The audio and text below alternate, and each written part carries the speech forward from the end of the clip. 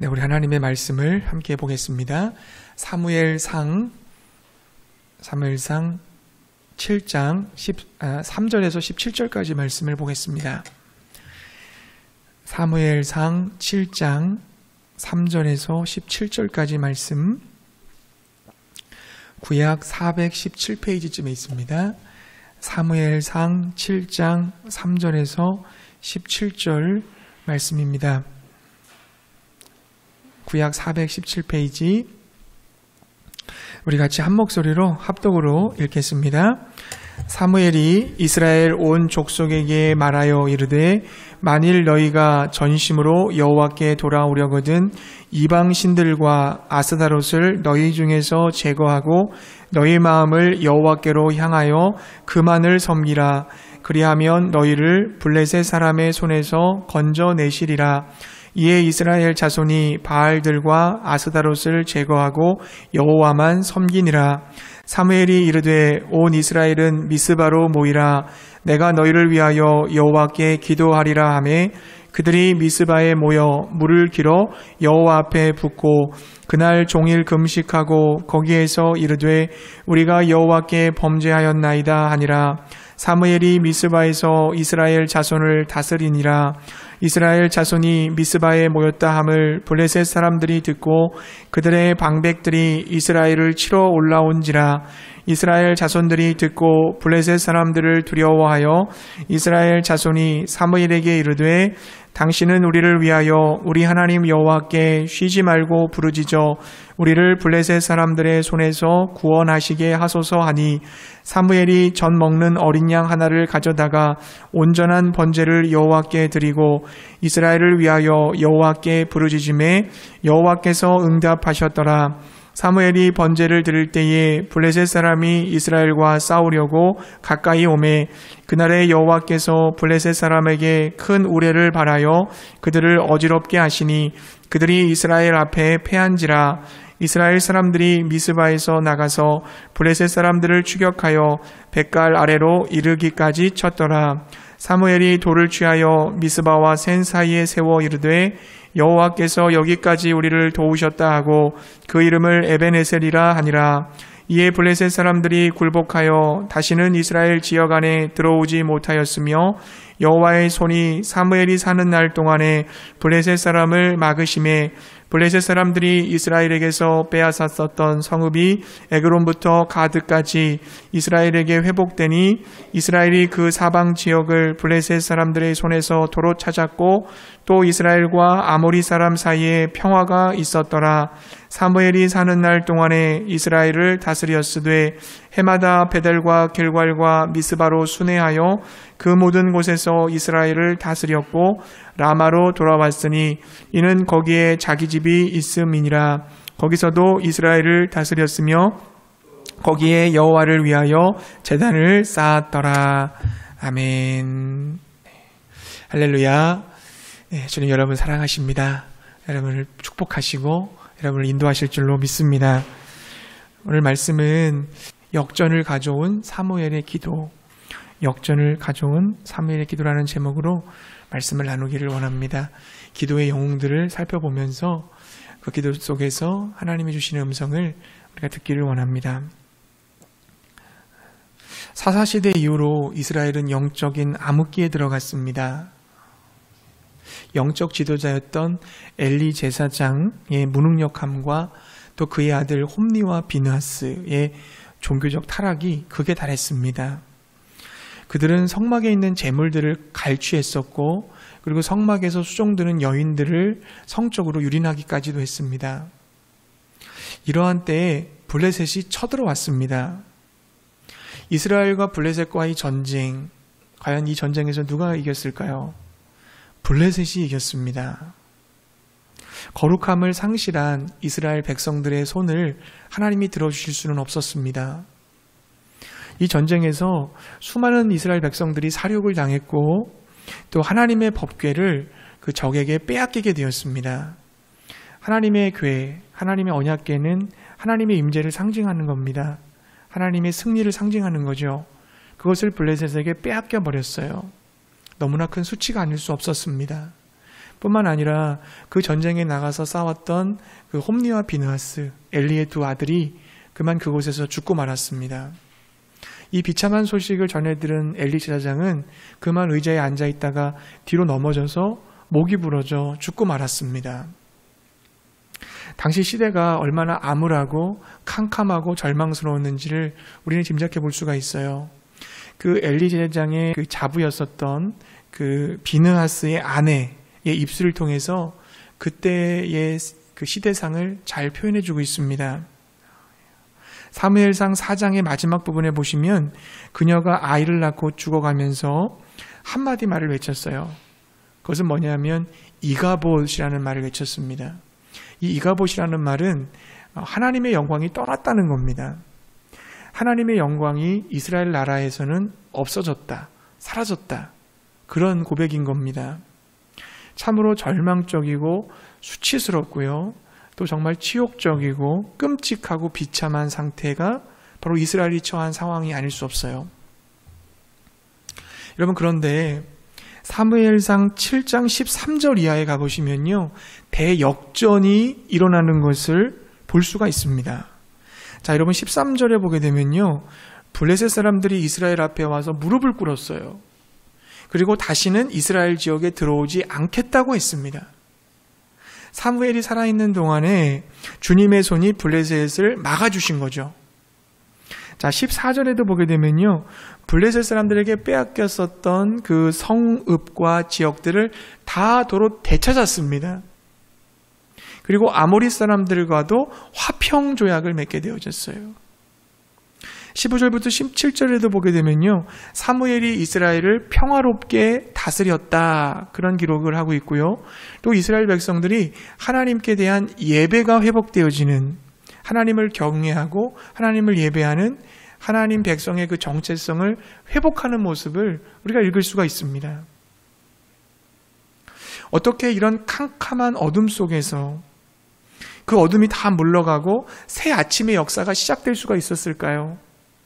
절망적인 겨울이 끝나고 새로운 새싹이 돋는 그 새로운 새 희망의 봄을 맞이할 수 있었던 비결은 어디에 있었을까요? 그 이유는 하나님이 도와주셨기 때문입니다. 하나님이 여기까지 우리를 도우셨다, 이 말이 에베네셀이거든요. 그 에베네셀이라는 말뜻이 바로 12절에 기록이 되어 있어요. 12절 말씀 보니까 사무엘이 돌을 취하여 미스바와 센 사이에 세워 이르되 여호와께서 여기까지 우리를 도우셨다 하고 그 이름을 에베네셀이라 하니라 그랬어요. 블레셋과의 전투에서 이스라엘이 극적으로 승리를 하죠. 미스바에 모여져 있는 이스라엘 백성들을 쳐들어온 블레셋 군대를 하나님께서 우레소리로 다 몰아내십니다. 그 하나님의 승리를 기념하면서 하나님이 우리를 도우셨다, 하나님께서 우리에게 정말 역전의 역사를 허락해 주셨다, 이걸 선포하기 위해 쌓은 단의 이름이 바로 에베네셀인 것입니다. 하나님의 은혜로, 하나님의 도우심으로 이스라엘이 하나님의 영광을 회복하고 평화와 번영을 누리게 되었습니다. 그렇다면 하나님의 이 도우심, 에베네셀의 은혜, 역전하는 은혜를 누릴 수 있었던 비결은 어디에 있었을까요? 그 이유는 사무엘과 이스라엘 백성들이 미스바에 모여 하나님께 기도했기 때문입니다.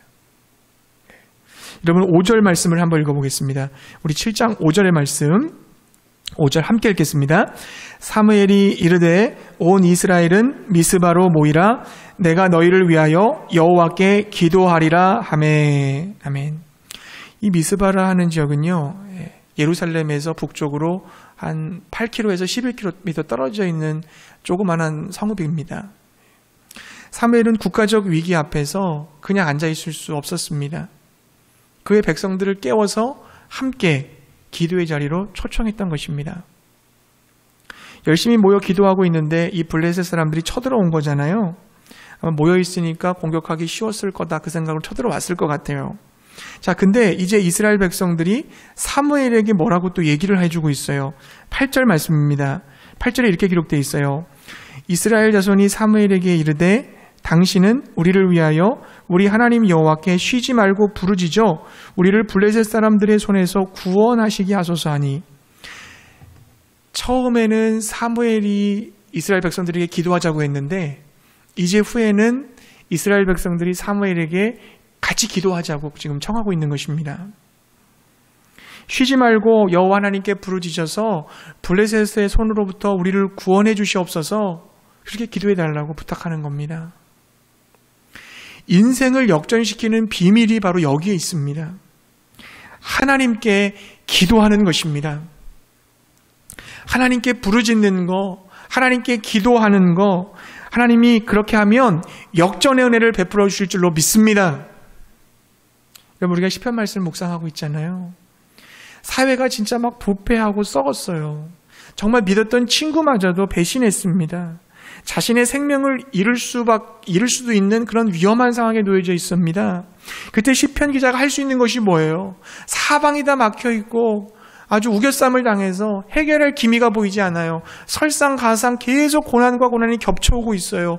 그때 시편 기자가 할 수 있는 것은 뭐였냐면 하나님의 이름을 부르는 것이었습니다. 주님을 찾는 것이에요. 하나님, 나를 구원하여 주시옵소서. 나를 변호하여 주시옵소서. 나의 기도를 들어주시옵소서. 나의 말소리에 귀를 기울여 주시옵소서. 간절히 하나님을 의지하는 것이었습니다. 여러분, 기도밖에 할 수 없을 때가 은혜의 때예요. 기도만 할 수 있을 때가 축복의 때임을 믿으시기 바랍니다. 하나님께서 이스라엘 백성들에게 가장 행복한 때가 언제라고 말씀하셨어요? 하나님께서 이스라엘 백성들과의 삶 속에서 가장 행복한 때, 가나안 땅에 들어가서 가나안 땅을 정복하고 그 기업을 분배받았을 때가 아니었습니다. 하나님께서 이스라엘 백성들하고 가장 행복했던 때는 언제냐면 광야의 길을 걸어가고 있을 때였어요. 여러분, 오히려 그 가나안 땅, 약속의 땅에 들어갔을 때 이스라엘 백성들이 교만해져가지고 우상 숭배했잖아요. 하나님과 멀어졌잖아요. 이스라엘 백성들이 하나님과 깊은 사랑의 관계를 누릴 때는 광야 시절이었어요. 하나님만 의지할 수밖에 없고 하나님만 바라볼 수밖에 없고 하나님이 공급하심을 정말 기다릴 수밖에 없고 하나님의 보호와 인도를 경험하는 그 광야 시절이 이스라엘에게 있어서 가장 행복한 때였음을 믿으시기 바랍니다. 하나님과 좋은 관계로 있을 때, 하나님과 교제하고 있을 때, 그때가 가장 행복한 때예요. 그때를 찾기 위해서, 그때를 회복하기 위해서 하나님께서 우리에게 기도하라고 하시는 거예요.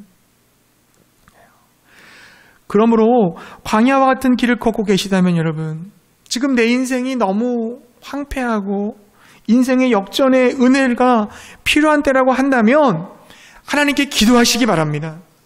하나님을 찾으시기 바랍니다. 하나님밖에는 나의 도움이 없습니다. 내가 하나님만을 가장 사랑합니다. 하나님의 은혜가 필요합니다. 하나님 찾는 거예요. 그때 하나님께서 에베네셀의 은혜를 베풀어 주실 줄로 믿습니다. 하나님의 도움을 받고 회복과 승리를 얻게 될 줄로 믿습니다. 미스바에서의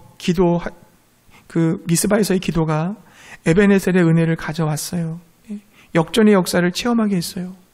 한 걸음 더 나아가서 그 기도의 제목들이 무엇이었을까? 하나님을 간절히 찾으면서 하나님의 은혜를 구했을 때 그들의 기도 제목이 뭐였을까요? 두 가지로 정리를 해볼 수 있겠습니다. 첫 번째는 뭐냐면 회개의 기도를 드렸다는 거죠. 회개의 기도를 드렸습니다. 그들은 먼저 우상 숭배의 죄를 회개했어요. 자, 여러분 3절 말씀입니다. 우리 3절 말씀을 같이 한번 읽어보겠습니다. 사무엘상 7장 3절 함께 읽겠습니다. 사무엘이 이스라엘 온 족속에게 말하여 이르되 만일 너희가 전심으로 여호와께 돌아오려거든 이방 신들과 아스다롯을 너희 중에서 제거하고 너희 마음을 여호와께로 향하여 그만을 섬기라. 그리하면 너희를 블레셋 사람의 손에서 건져내시리라. 아멘. 여기 보니까 여호와께로 돌아오려거든 그랬어요. 돌아오는 게 회개잖아요. 그 회개의 첫 단추가 뭐냐? 우상, 이방신들을 제거하고 오직 하나님만 섬기는 것입니다. 여러분, 우상이 뭡니까? 우상은 하나님보다 더 사랑하는 거잖아요. 하나님보다 더 가치 있게 여기는 거잖아요. 우리가 일상을 살아가고 있을 때는요, 하나님보다 더 사랑하고 가치 있는 것이 뭔지를 잘 모를 때가 있어요. 우상이 뭔지 잘 모릅니다. 근데 정말 위기의 상황이 닥치면, 정말로 선택의 기로에, 인생의 중요한 선택의 기로에 놓이게 되면 내가 우상 숭배했던 것이 뭔지가 드러나게 돼요. 여러분, 성령께서 우리를 조명해 주셔서 정말 내게 있는 우상이 뭔지를 보여주시는 은혜가 있기를 바라요. 내가 정말 처리해야 될 우상이 뭔지 하나님께서 깨닫게 해주시길 바랍니다. 내 자신일 수 있어요, 우상이. 그리고 돈일 수도 있습니다. 자녀일 수도 있습니다. 가족들일 수도 있습니다. 친구들일 수도 있고 인간관계일 수도 있습니다. 부동산일 수도 있습니다. 하나님보다 더 사랑하고 더 의지하고 내 삶의 기반으로 갖고 있는 그 무엇, 그게 바로 우상이에요. 그거 내려놔야 됩니다. 그 우상을 철저하게 내려놓고 오직 하나님께만 나의 시선과 관심과 애정을 두고 섬기는 우리가 될 수 있기 바랍니다. 그때 하나님의 도움이 임하는 거예요. 여러분, 그들은요, 우상을 숭배의 죄를 회개했고요. 그리고 또 한 가지, 그들은 진정성 있는 회개를 했습니다. 진정성 있는 회개. 이 진정성 있는 회개를요, 세 가지의 모습으로 우리가 좀 볼 수 있어요. 7장 6절에 보면 이렇게 되어 있습니다. 6절에 그들이 미스바에 모여 물을 길어 여호와 앞에 붓고 그날 종일 금식하고 거기에서 이르되 우리가 여호와께 범죄하였나이다 하니라. 사무엘이 미스바에서 이스라엘 자손을 다스리니라. 자, 여기 세 가지의 행동이 나와요. 첫 번째 뭡니까? 물을 길었다. 물을 길어서 여호와 앞에 부었다는 거예요. 물을 길어 부었다는 건 뭐냐면 그들의 마음을 표현하는 겁니다. 예레미야 2장 19절 말씀 보면 내 마음을 주의 얼굴 앞에 물 쏟듯 할지어다 그랬어요. 내 마음을 주의 얼굴 앞에 물 쏟듯. 그러니까 정말 자신의 마음속에 있는 그 죄악들 남김없이 토해낸 거죠. 다 쏟아낸 거죠, 주님 앞에. 진정성 있는 회개의 모습 아니겠습니까? 또 한 가지 그 모습을 볼 수 있는 것은 금식이에요. 금식이 뭡니까? 음식을 끊고 하나님의 은혜만을 갈망하는 거잖아요. 육신의 에너지를 공급하는 그 음식을 끊어버리고 육신과 내 영을 공급하는 에너지는 오직 주님께로부터만 옵니다. 철저하게 주님만을 의지하는 모습이 금식이잖아요. 하나님의 은혜만을 전심으로 사모하는 진정성 있는 모습이에요.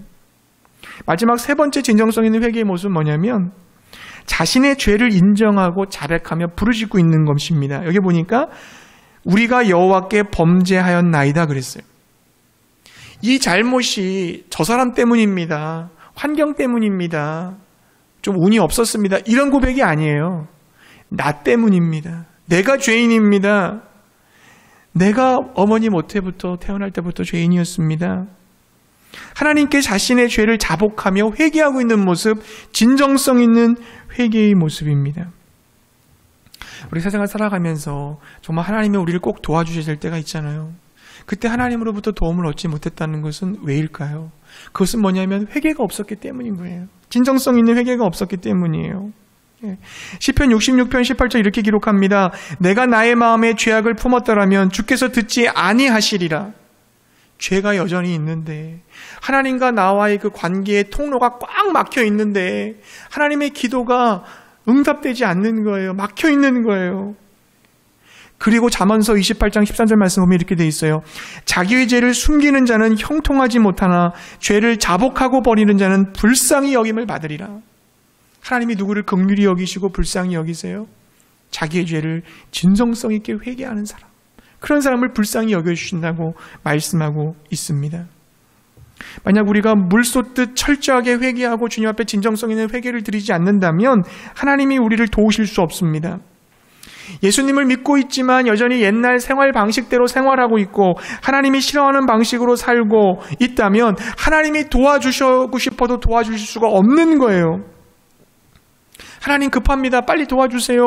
목사님 저를 위해 기도해 주세요. 다 좋습니다. 그러나 먼저 우선시돼야 될 것이 뭔가 내가 진정으로 회개했나를 점검해 보시기 바랍니다. 에베네셀의 기념비를 세운 이곳, 사실 20년 전에 전쟁이 한번 일어났던 곳이잖아요. 전투가 벌어졌어요. 블레셋이 쳐들어왔어요. 이스라엘이 전쟁에서 막 패하니까 사람들이 죽어가니까 어떻게 돼요? 다급하니까 안 되겠다. 언약궤를 투입시키자. 하나님의 임재 상징, 하나님의 말씀의 상징, 그 언약궤를 맨 앞에, 전쟁터의 맨 앞에 포진시킵니다. 제사장들이 언약궤를 메고 전진하고 있어요. 그리고 이스라엘 군대들이 그 뒤를 따라갔습니다. 왜요? 언약궤를 앞세우면 하나님이 우리에게 승리를 주실 것이다라고 하는 믿음이 있었기 때문이었죠. 그러나 여러분, 그 전투에서 하나님이 도와주지 않았습니다. 정말 다급한 그때 하나님의 임재 상징인 언약궤까지 앞세웠음에도 불구하고 블레셋에게 처참하게 패했고 오히려 언약궤를 빼앗겼어요. 왜였습니까? 회개하지 않아서 그런 거예요. 여전히 손에 피가 묻어 있는데, 여전히 그 발이 죄악에 빠른데, 그 입술과 그의 생각이 부정한데 하나님께서 그들을 도와주실 수는 없는 거예요. 여러분, 우리가 급할 때 법궤를 내세워요. 때로 교회 열심히 다니고 급하게 기도도 합니다. 신앙생활하는 겉모습을 이렇게 우리가 포장할 수 있습니다. 하지만 우리 주님은 속일 수는 없어요. 우리 주님 우리의 중심을 보십니다. 마음을 보십니다. 진정성을 보십니다. 진심을 보십니다. 그 마음을 아시기 때문에요. 여러분, 죄를 정말 멀리하고 떠나보낼 수 있는 방법은요, 여러분의 인풋, 그러니까 눈과 귀와 생각을 지키셔야 돼요. 우리한테 정보가 들어오는 통로가 어디예요? 눈이에요. 뭘 보느냐, 뭘 듣느냐, 뭘 생각하느냐, 이게 어둠의 권세가 우리를 터치할 수 있는 길입니다. 아니, 하나님도 우리를 터치할 수 있는 통로예요. 촉각도 있겠죠, 물론. 오감도 있으니까. 냄새 맡는 것도 있지만 대부분 우리는 듣고, 그리고 보고 생각하면서 내 생각이 지금 하나님의 생각인지 어둠의 권세, 사단의 생각인지를 점검하셔야 된다니까요. 무조건 인풋되는 대로 다 수용하면 안 돼요. 내가 생각해 봐야 돼요. 이게 정말 하나님이 원하시는 건지, 내 생각인지, 세상적인 가치관인지, 마귀의 시험인지를 분별할 수 있어야 돼요. 여러분이 보는 게 뭡니까? 말씀을 보고 또 말씀을 듣고, 그렇게 생활을 했을 때 우리가 영적으로 깨어 있을 수가 있고 어둠의 권세를 물리칠 수 있는 내적인 능력을 하나님이 주시는 거예요. 세상적인 것을 너무 많이 취하다 보면요, 나도 모르게 세상 사람으로 그냥 끌려다니는 겁니다. 녹아서 살아가게 되는 거예요. 죄를 멀리하고 죄를 이길 수 있는 길, 여러분에게 들어오는 통로를 잘 여러분 파수꾼 세우시기 바랍니다. 하나님의 말씀을 계속 받을 수 있도록, 은혜를 계속 취할 수 있도록, 내 생각을 하나님의 생각으로 채울 수 있도록 점검하시고 관리하실 수 있는, 여러분의 그 마음의 정원을 잘 가꾸실 수 있는 저 여러분 되실 수 있기를 바랍니다. 자꾸 하나님이 싫어하는 일을 하고 하나님 마음 아파하는 일을 할 때 하나님이 그 자녀를 도와줄 수 있는 도와주고 싶은 마음이 있으시겠어요? 아닐 겁니다. 우리의 생각과 태도를 바꿔야 돼요. 부모에게 용돈도 많이 드리고 뭐 여러 가지 좋은 것도 사드리고 좋은 이불도 갖다 드리고 집도 져드리고 해줄 수 있지만 부모님 마음에 드는 일을 해야 돼요. 부모님에게 효하고 부모님이 말씀에 순종하고 따라가는 거, 그게 부모님께 진짜 효 아닙니까? 하나님 앞에도 마찬가지예요. 하나님의 뜻대로 따라가는 순종과 그 회개가 있어야 되는 겁니다. 진정성이 있어야 돼요.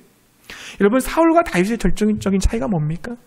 사울도 죄를 범했어요. 그리고 다윗도 죄를 범했어요. 어떻게 보면 죄의 질은 다윗보다 안 좋습니다. 살인죄와 간음죄를 범했잖아요.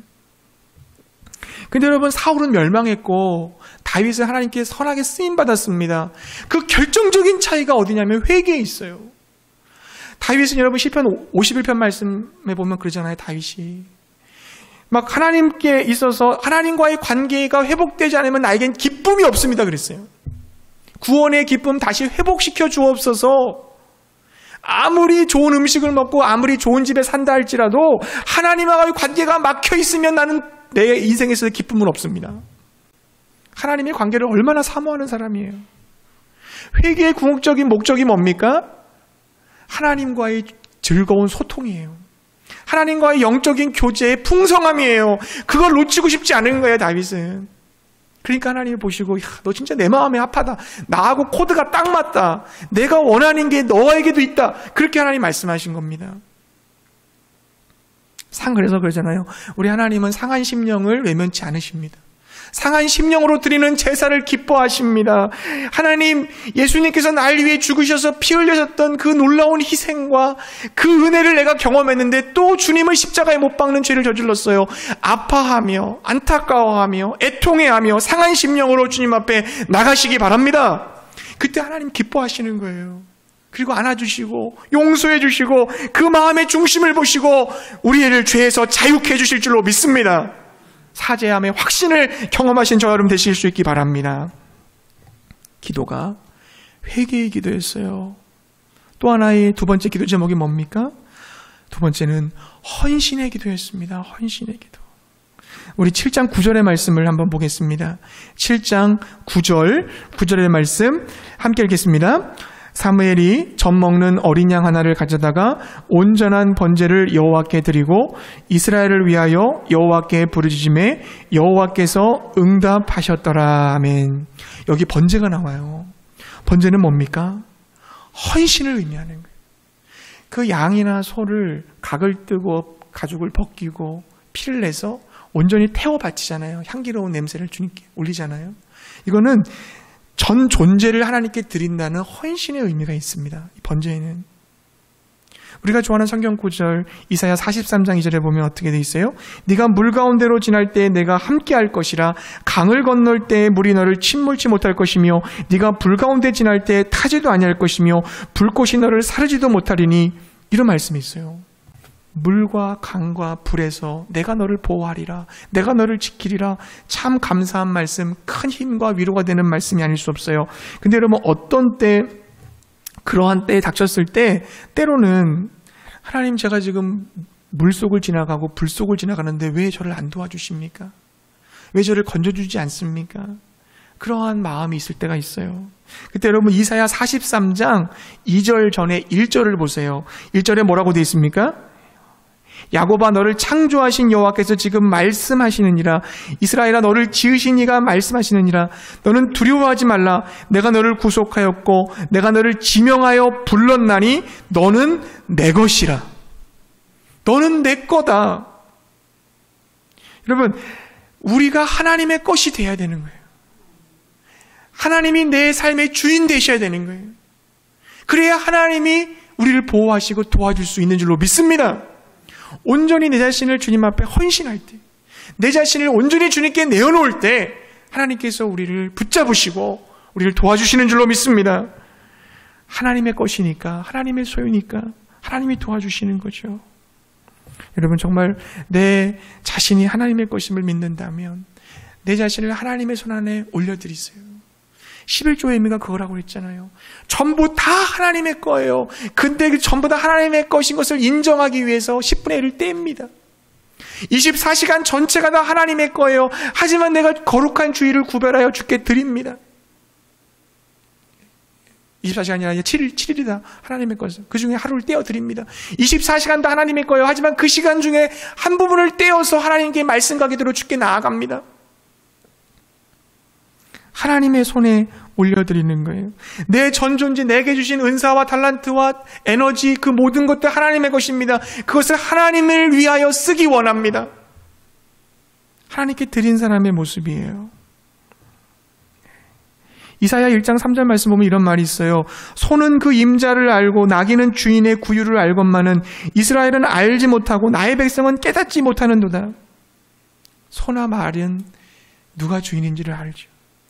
근데 이스라엘 백성들은 축복의 근원이 누군지, 정말 인도자가 누군지, 정말로 그들을 살릴 수 있는 근원이 누구인지를 모른다는 거예요. 주인을 모른다는 거예요. 여러분 죄라는 게 뭡니까? 죄는 내가 주인 되는 거예요. 내가 하나님 되는 거예요. 내 마음대로 살고 싶은 거예요. 내 뜻대로 하고 싶은 거예요. 거기서 돌이키기 위해서 예수님께서 십자가 지신 거 아니에요. 진정한 주인은 예수다. 예수님이다. 예수 그리스도를 구주와 주님으로 믿고 영접했을 때 그때 바로 그때 구원을 경험하는 거 아닙니까? 여러분 정말 하나님을 여러분의 주인 삼으실 수 있기 바랍니다. 예수 그리스도를 여러분의 주인 삼으실 수 있기를 바랍니다. 내 인생 전체는 내 것이 아니라 하나님의 것이에요. 예수님이 십자가로 피로 우리를 사서 아버지께 드렸다 그러셨습니다. 내 자신을 하나님께 드리는 헌신이 있을 때 우리 마음에 평안함이 임하는 거예요. 내 마음 안에 염려 근심이 사라지는 거예요. 왜 그래요? 어차피 내 거 아니니까. 내 인생 내 거 아니니까 하나님의 거니까 하나님 알아서 하세요. 담대함이 생기는 거예요. 내가 죽는 것은 하나님 죽는 거예요. 내가 망하는 건 하나님 망하는 거예요. 내가 잘못되는 건 하나님 잘못되는 거예요. 저와 하나님은 하나, 예수님은 하나예요. 한 운명 공동체예요. 저는 주님께 제 자신을 드렸어요. 주님 알아서 하시옵소서. 진정한 평안함을 누리게 되는 줄로 믿습니다.